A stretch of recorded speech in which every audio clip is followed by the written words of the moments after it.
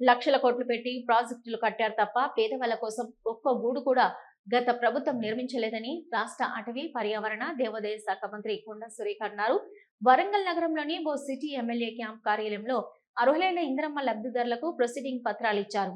తూర్పు నియోజకవర్గంలో 1617 మంది లబ్ధిదారులకు ప్రొసీడింగ్ ఇవ్వడం జరిగిందని, 2018లో మాజీ ముఖ్యమంత్రి కేసీఆర్ పేదవాడి ఇండ్ల నిర్మాణం కోసం దృష్టికి తీసుకెళ్లినా లాభం లేకుండా పోయిందని అన్నారు.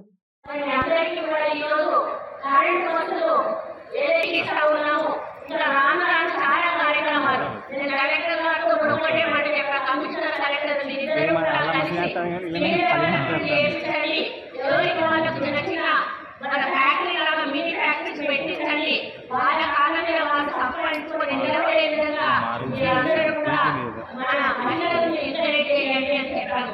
ముఖ్యంగా మహిళలను ఎంకరేజ్ చేస్తే ఎందుకంటే రాజశేఖర రెడ్డి గారు ఉన్నప్పుడే మహిళల పేరు మీద ఇల్లు శాంక్షన్ చేయడం మొదలుపెట్టారు.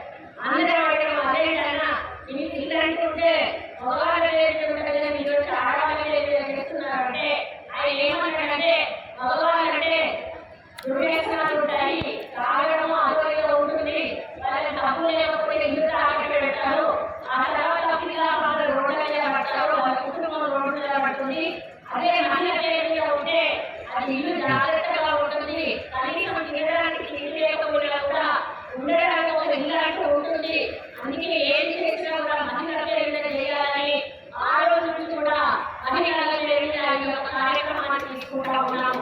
ఈ రోజు మనం చూస్తా ఉన్నాం, ప్రతి ఇంటి మహిళ కూడా భర్తతో సమానంగా ఏదో ఒక దాంట్లో మరి వాళ్ళు డబ్బు సంపాదించి మరి కుటుంబానికి సంసారానికి ఏదో ఆదోడుగా ఉంటూ పిల్లలను మంచి చదువు చదివించి మంచి భవిష్యత్తు చేయాలనేటువంటి ఆలోచనతోటి వీళ్ళందరూ కూడా ముందుకు పోతున్నారు.